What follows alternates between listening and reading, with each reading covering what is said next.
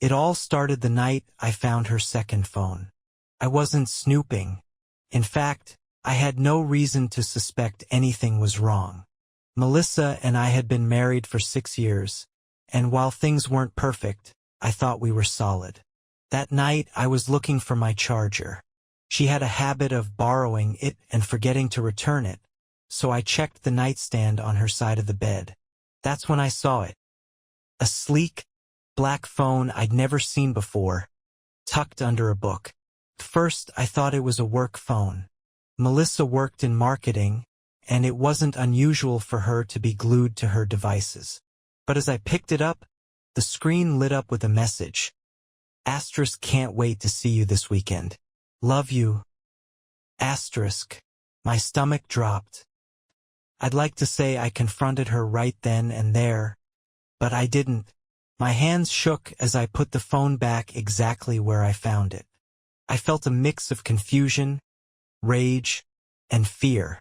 Melissa was in the shower, humming a tune, completely oblivious to the storm brewing inside me. That night I barely slept. My mind raced with questions. Who was this person? How long had this been going on? Was I imagining things? By morning I had resolved to figure it out. I needed to know the truth before I said anything. Over the next few days, I kept a close eye on her behavior. Melissa seemed normal, too normal. She laughed at my jokes, kissed me goodbye before work, and even suggested we have a date night. Felt like I was living with a stranger. When she left for work, I searched the house for the second phone. It wasn't in her nightstand anymore. After tearing through drawers and closets, I finally found it hidden in a shoebox in the back of the closet. It was locked, of course, but a part of me wasn't surprised when her passcode turned out to be the same as her main phone. She'd always been predictable like that. What I found confirmed my worst fears. The messages were explicit and emotional. She'd been seeing someone named Jake for over a year. Their texts ranged from mundane small talk to declarations of love that made my stomach churn. Photos, dates, plans, it was all there. She had built an entire second life right under my nose. The worst part? Jake wasn't some random guy. He was her coworker. I'd met him at one of her company's holiday parties. He shook my hand, smiled at me, and now I realized he'd been sleeping with my wife. I spent the next few weeks in a fog, pretending everything was fine while I gathered more information. I took screenshots of their messages, saved photos, and even managed to track down receipts for trips they'd taken together. I felt like a detective in my own marriage, uncovering betrayal after betrayal. I wanted to confront her, but I needed to be smart about it. I wanted her to feel the weight of what she'd done. I wanted her to know that she hadn't just hurt me. She'd shattered the trust we'd built together. The confrontation happened on a Friday night. Melissa came home from work, cheerful and oblivious. I'd set the table for dinner, lit candles, and opened a bottle of wine. She looked surprised but pleased. "What's the occasion?" she asked, setting her bag down. I shrugged. "Just wanted to do something nice for you." We sat down to eat, and I let her talk about her day. She mentioned a meeting with Jake, and I felt my jaw clench. When she paused to take a sip of wine, I slid an envelope across the table. "What's this?" she asked, frowning. "Open it." Her hands trembled as she pulled out the printed screenshots. Her face went pale as she flipped through them, her mouth opening and closing like she was searching for words, but couldn't find any. "How long?" I asked, my voice calm but firm. She looked up at me, tears streaming down her face. "Michael, I can explain." "How long?" "A year," she whispered. "It didn't mean anything." I laughed bitterly. "Didn't mean anything? You told him you loved him. You planned trips together. You lied to me every single day. How is that nothing?" She reached across the table, but I pulled my hand back. Please, Michael. I'll end it. I'll do whatever it takes to fix this. But I was done. The divorce was messy. Melissa tried to play the victim, but the evidence I'd gathered left little room for sympathy. Our friends were shocked. Her family was devastated. And Jake? He ghosted her the moment things got complicated. I moved out, started therapy, and slowly began rebuilding my life. The pain didn't disappear overnight, but with time, it became easier to bear. I focused on myself, rediscovered old hobbies, and even started dating again. One day, I got a message from Melissa. It was short and filled with regret. "I'm so sorry for everything. I hope you're happy." I didn't respond. For the first time in years, I finally felt free.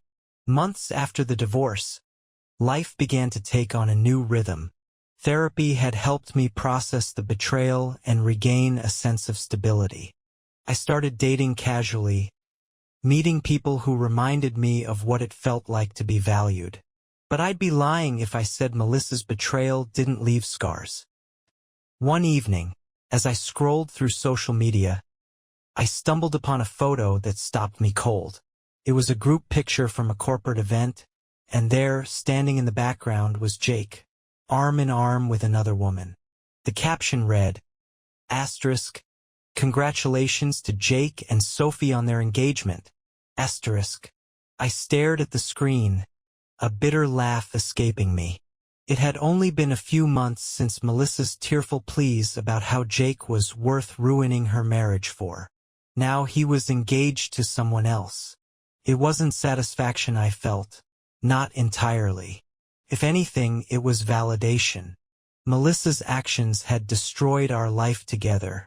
And for what? A man who clearly had no problem moving on without her. A week later, I received an unexpected email. The subject line read, "Can we talk?" It was from Melissa. I debated ignoring it, but ultimately decided to open it. Her message was long and rambling, filled with apologies and reflections on her mistakes. She admitted that she had lost everything. Jake, her job, due to the office affair becoming public, and the respect of her family. She wanted to meet, to apologize in person, to explain herself. Part of me wanted to delete the email and move on. But another part of me was curious. What could she possibly say that would make any of it better? We met at a coffee shop, a neutral place where I wouldn't feel trapped. When she walked in, she looked different. The confident, polished woman I'd once known was gone, replaced by someone who seemed lost. "Michael," she began, her voice trembling. "Thank you for agreeing to meet me." I nodded, keeping my expression neutral. "What do you want, Melissa?" she sighed, fidgeting with her coffee cup. "I just wanted to say I'm sorry for everything. I ruined us, and I'll regret it for the rest of my life." I stayed silent, letting her speak. She talked about how her affair with Jake had started as a distraction, something exciting in the midst of what she called the monotony of marriage. But she admitted it had spiraled out of control, leading to decisions she could never take back.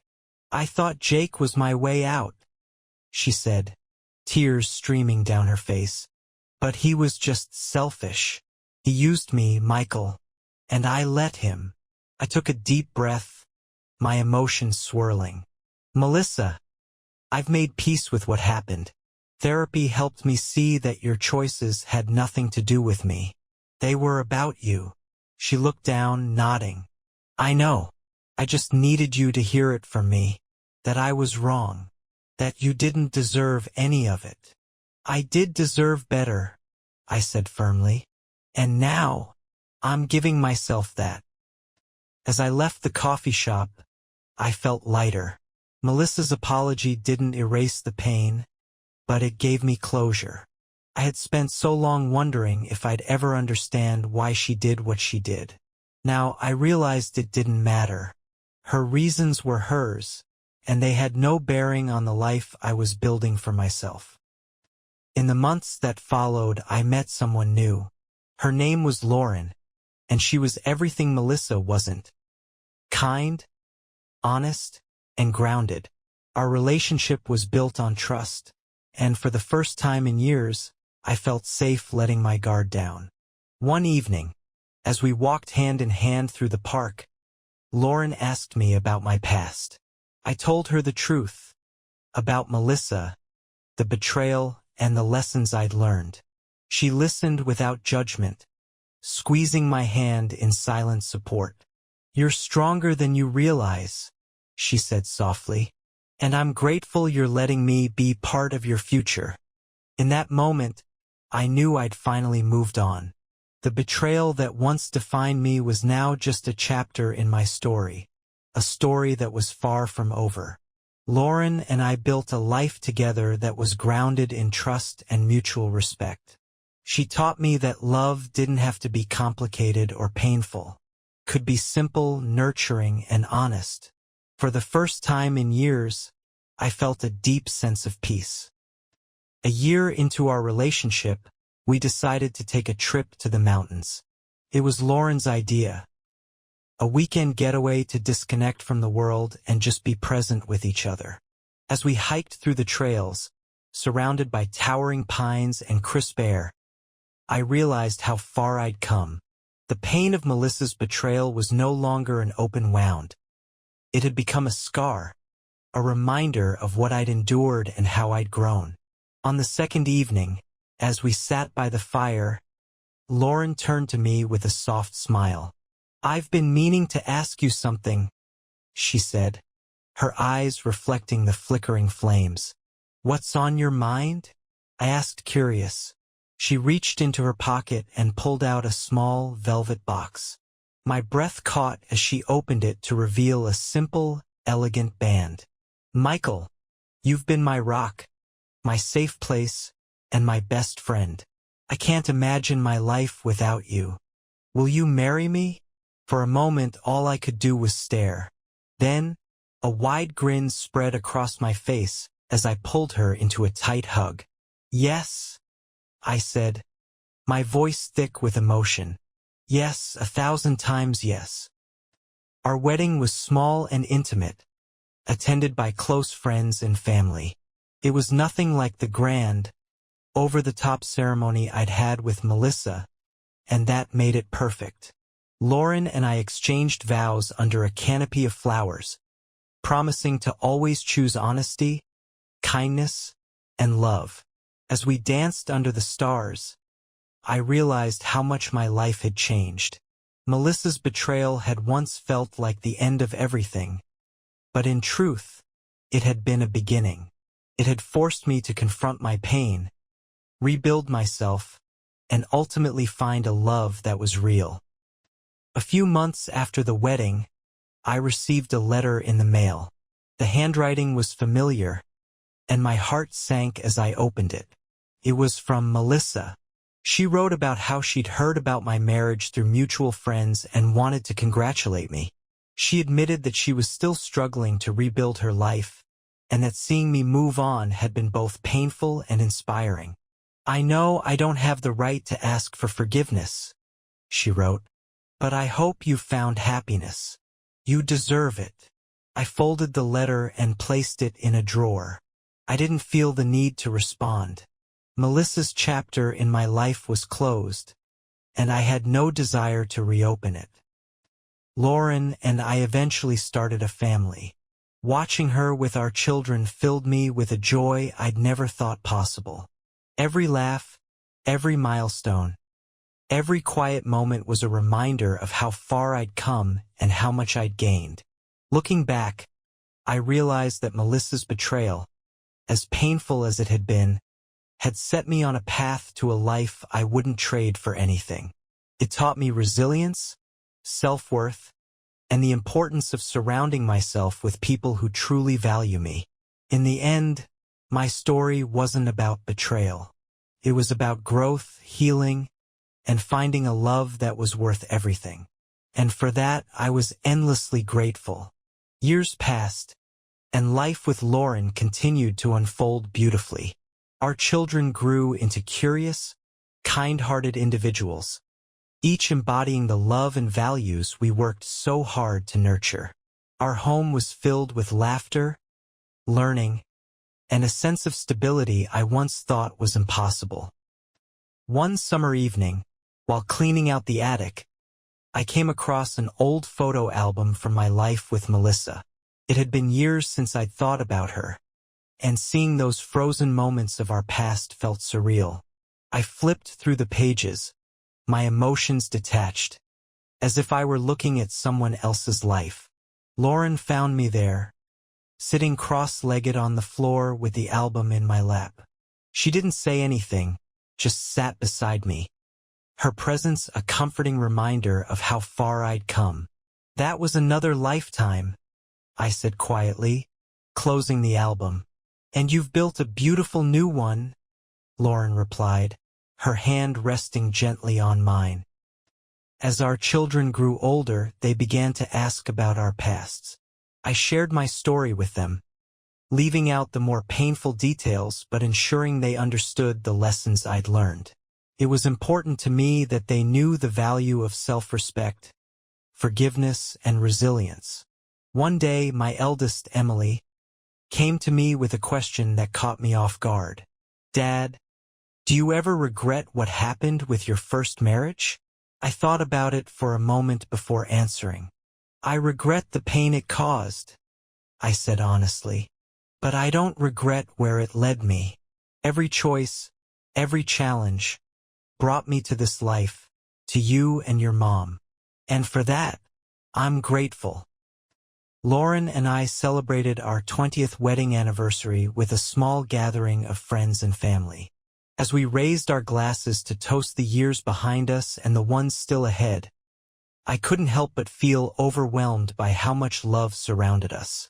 During the evening, I found myself reflecting on the twists and turns of my journey.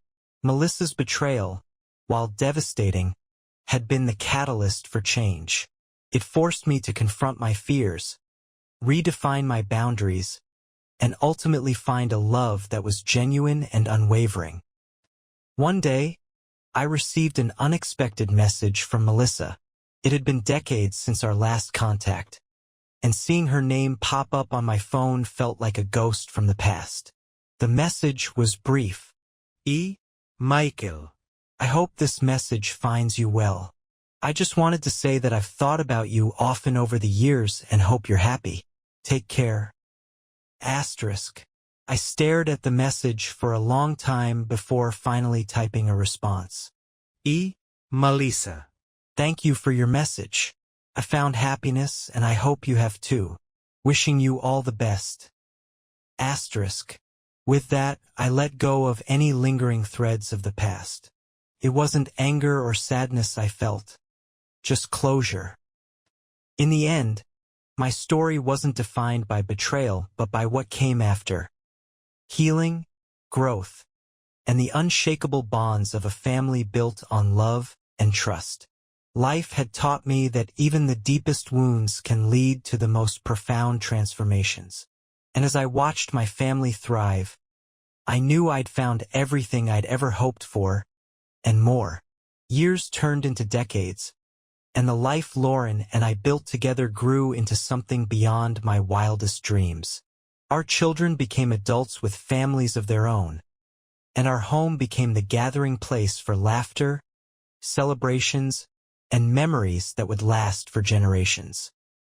One winter afternoon, as I sat by the window watching snow blanket the yard, Emily, now a mother herself, brought over an old box she'd found in the basement. Inside were letters, photos, and keepsakes from my younger days.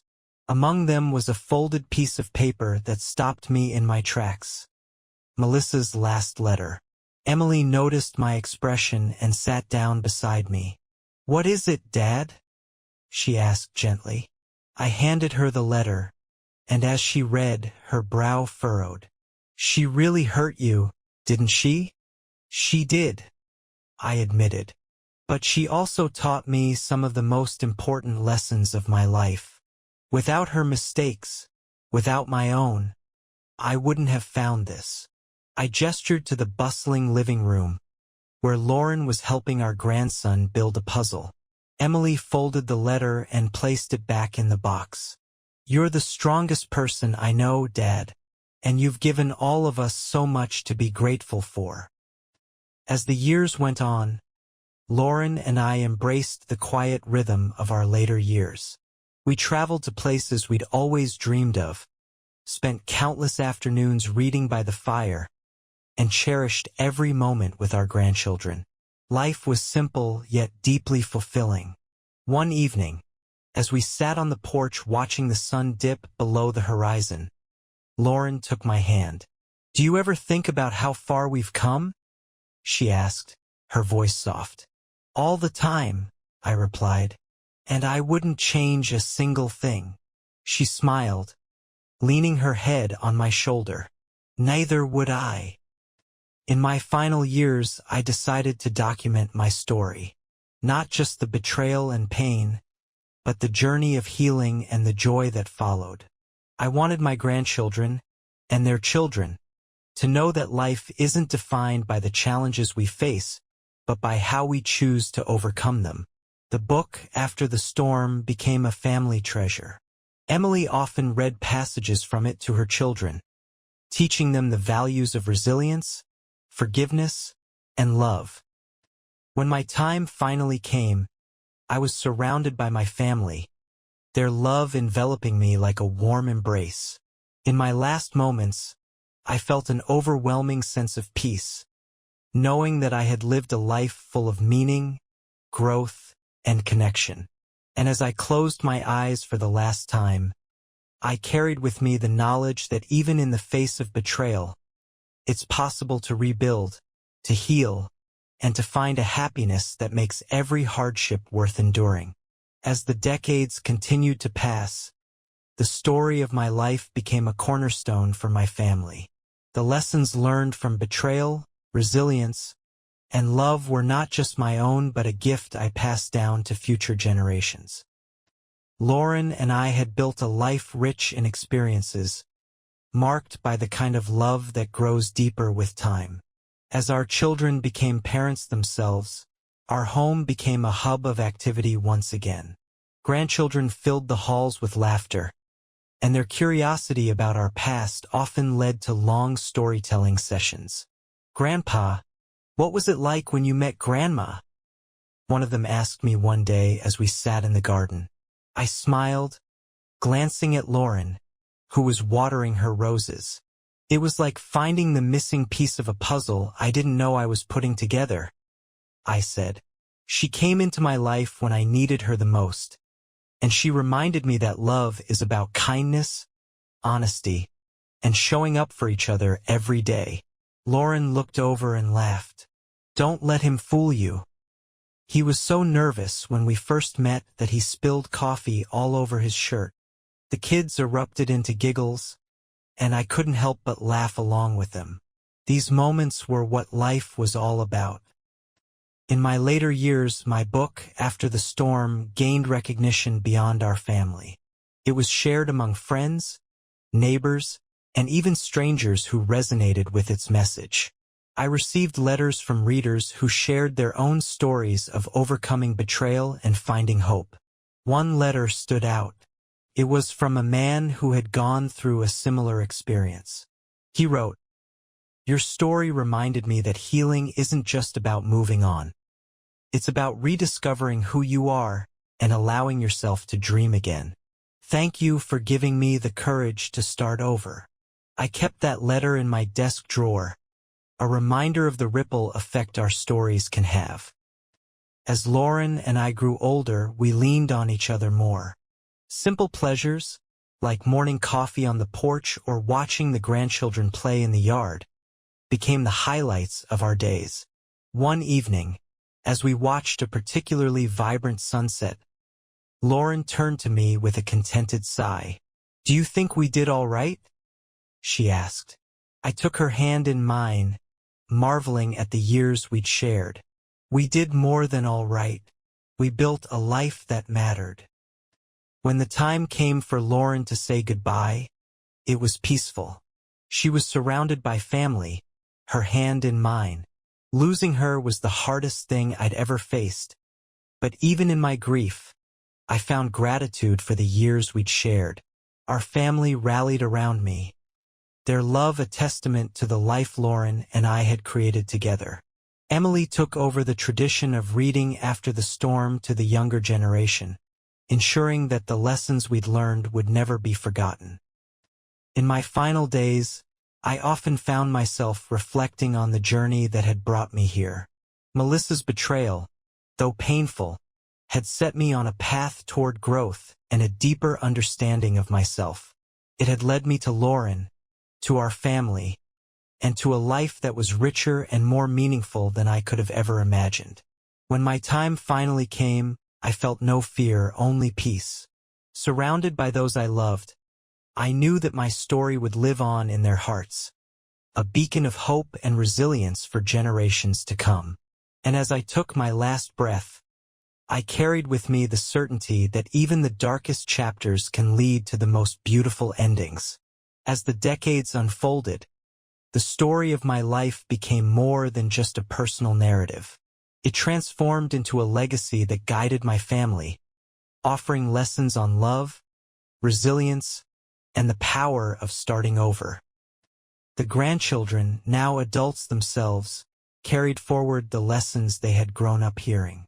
My book, After the Storm, became a source of wisdom for them, often cited during family gatherings. They spoke of the strength it gave them to face their own challenges and to approach life with a sense of purpose and gratitude. Emily's son, Jack, took a special interest in our family history. He often sat with me in the evenings, asking questions about the decisions I'd made and the lessons I'd learned. One night, as we sifted through old photographs, he turned to me with a thoughtful expression. "Grandpa, how did you forgive Melissa?" I paused, considering his question.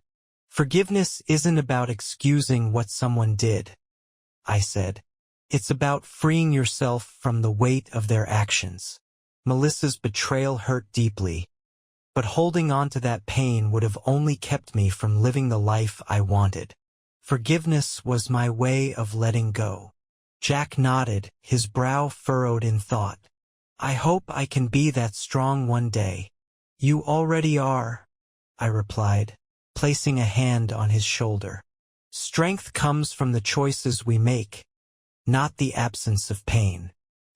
As the years went on, I watched with pride as my grandchildren grew into compassionate, driven individuals. They pursued careers that aligned with their passions, built families of their own, and carried forward the values Lauren and I had instilled in them. One evening, during a particularly lively family dinner, Emily announced that she had begun writing a book inspired by our family's journey. "It's not just about you, Dad," she explained. "It's about all of us and the ways we've grown from the foundation you and Mom built." Her words filled me with a profound sense of fulfillment. Our story wasn't just a tale of overcoming adversity.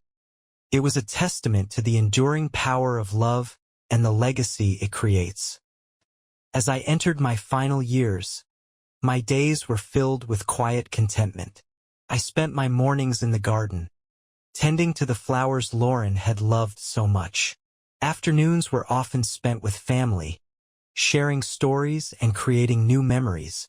And in the evenings, I found solace in reflection, grateful for the life I had lived. One day, as I sat on the porch watching the sunset, Emily joined me.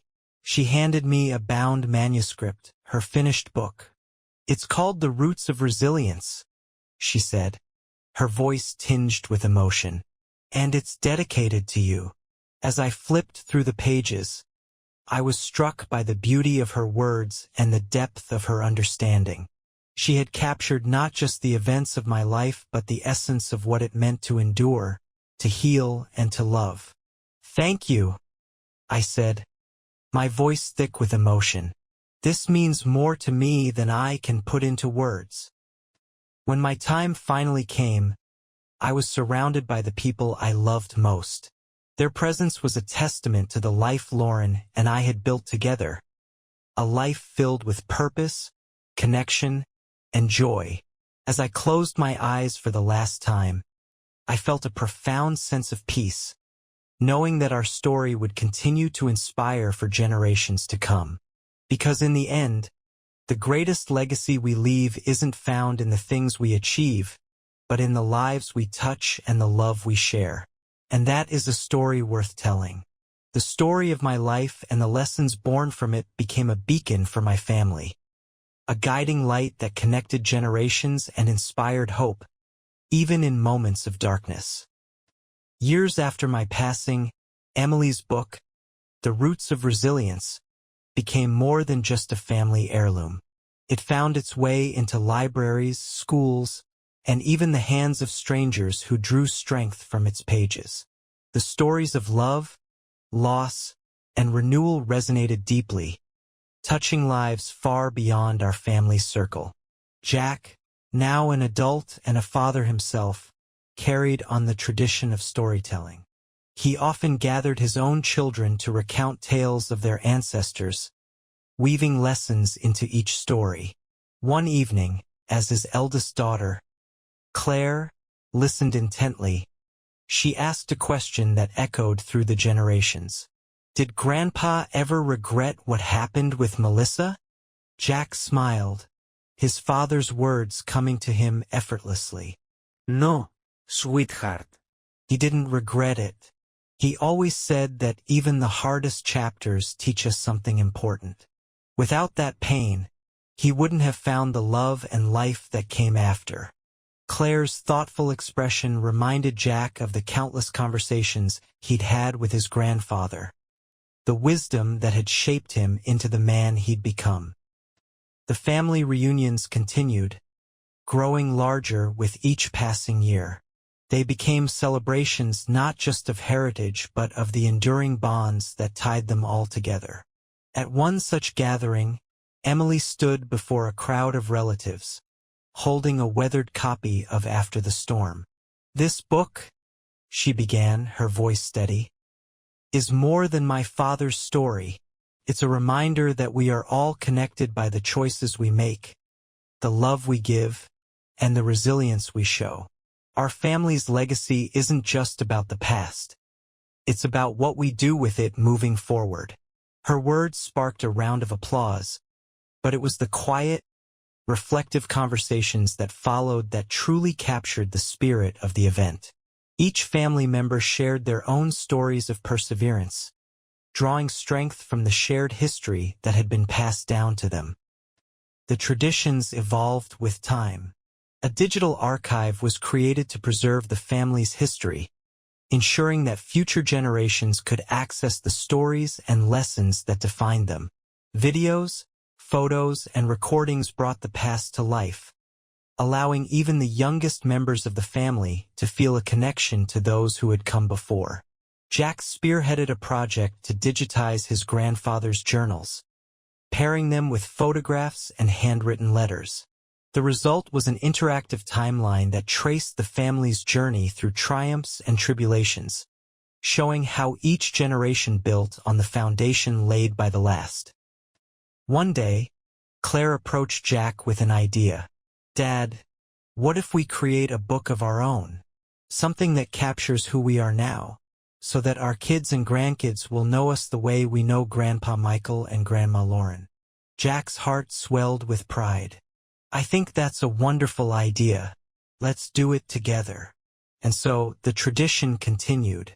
Each generation added their voices to the ever-growing tapestry of stories, ensuring that the family's legacy remained alive and vibrant. They understood that their history wasn't just something to be remembered. It was something to be lived, cherished, and passed on. In the end, the family's story was not just about overcoming betrayal or finding love again. It was about the enduring strength of connection, the beauty of growth, and the power of resilience. It was a story that spanned lifetimes, touching hearts and inspiring souls. a testament to the truth that even the darkest moments can lead to the brightest futures. As the family's legacy continued to evolve, it began to take on new dimensions. The lessons of resilience and connection were no longer confined to the stories passed down within their circle. They became a framework for how the family engaged with the world. Claire and Jack's collaborative book project grew into something greater than either of them had imagined. What started as a collection of family anecdotes expanded into a multimedia project titled Threads of Us. It combined written narratives with recorded interviews, artwork, and music inspired by their history. Claire, now a budding filmmaker, directed a short documentary to accompany the project, bringing to life the voices and memories of past generations. At the premiere of the documentary, held in a packed theater in their hometown, Claire stood on stage alongside her father. As the credits rolled, the audience erupted into applause, some wiping away tears. "This isn't just our family's story," Claire said, her voice trembling with emotion. "It's a testament to the universal truth that we all come from something greater than ourselves. Our roots ground us, but our stories give us wings." The project garnered attention from educators, historians, and community leaders, who saw its potential as a tool for fostering understanding and empathy. Schools began using Threads of Us as part of their curriculum, encouraging students to explore and document their own family histories. The initiative grew into a nationwide movement, with Claire and Jack at the forefront, advocating for the importance of preserving personal and collective narratives. "History isn't just in textbooks," Jack said during a keynote address at an education summit. "It's in the stories we tell at the dinner table, the photos we find in old albums, and the memories we carry in our hearts. By sharing these stories, we build bridges between generations and communities." The family's reunions became even more elaborate, with attendees contributing to the ongoing archive of their shared history. Each gathering featured workshops on storytelling, photography, and genealogy, ensuring that even the youngest members felt a connection to their roots. At one reunion, Emily unveiled a surprise: a restored version of Michael's original journal, complete with annotations and reflections from family members. The journal, once a private account of pain and healing, had become a cherished artifact that symbolized the family's journey. "It's incredible to see how far we've come," Emily said, holding the journal aloft. "This was the beginning of something beautiful, and it's our responsibility to carry it forward." As decades turned into centuries, the family's legacy reached new heights. The values of love, resilience, and connection became embedded in every endeavor they pursued, from community outreach programs to artistic collaborations. Their story inspired countless others to delve into their own histories, sparking a global movement of storytelling and cultural preservation. Claire's documentary won multiple awards, and Threads of Us expanded into a global platform where families from all backgrounds could share their stories.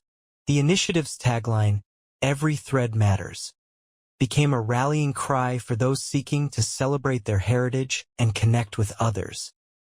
In the end, the family's journey wasn't just about overcoming betrayal or finding love again. It was about the transformative power of storytelling, the enduring strength of human connection, and the realization that every moment, even the painful ones, contributes to the tapestry of our lives. And as each new generation took up the mantle of preserving and sharing their history, they ensured that the family's legacy would continue to inspire for centuries to come.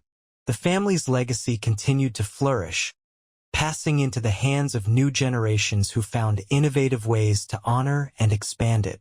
Claire's children, inspired by the work of their mother and grandfather, became storytellers in their own right. They embraced the idea that history was not a static record but a living, breathing force that shaped the present and future. One of Claire's sons, Ethan, became a historian specializing in community narratives. He traveled to towns and cities across the country, documenting stories of ordinary people whose lives reflected extraordinary resilience. His work, published as Everyday Echoes, became a bestseller and sparked a national conversation about the value of preserving local histories. "My family taught me that every story matters," Ethan said during a televised interview. "By listening to these voices, we're not just preserving the past, we're building a bridge to the future." Ethan's work inspired countless others to start similar projects, creating a ripple effect that amplified the importance of storytelling across the globe. Meanwhile, Claire's youngest daughter, Mia, pursued a career in technology. She developed an app called Chronicle, which allowed users to create interactive timelines of their family histories, combining photos, videos, and written narratives into a cohesive digital story. The app quickly gained popularity, becoming a staple for families who wanted to preserve their legacies in an accessible and engaging way. At a tech conference, Mia shared the inspiration behind her work. "Growing up surrounded by my family's stories, I realized how powerful it is to know where you come from," she said. "With Chronicle, I wanted to give everyone the tools to tell their story in a way that's dynamic and enduring." The family reunions evolved into festivals that celebrated not only their history but also the shared human experience. Each gathering featured panels, performances, and workshops that drew participants from outside the family. These events became cultural touchstones, blending the personal with the universal. At one such festival, a mural was unveiled that depicted the family's journey, from Michael's early struggles to the global impact of Threads of Us. The mural, painted by a renowned artist who had been inspired by the family's story, became a symbol of resilience and connection. Standing before the mural, Jack addressed the crowd. "This isn't just about our family," he said. "It's about all of us. It's about the threads that connect us and the stories that bind us together. We are stronger when we share our histories, our struggles, and our triumphs." As the years went on, the family's legacy became woven into the fabric of society. Their work influenced educational programs, cultural preservation initiatives, and artistic collaborations. What began as a story of betrayal and healing had grown into a movement that celebrated the human spirit's capacity for growth, connection, and transformation. In the end, the family's greatest achievement wasn't the books, the films, or the platforms they created. It was the enduring impact of their values.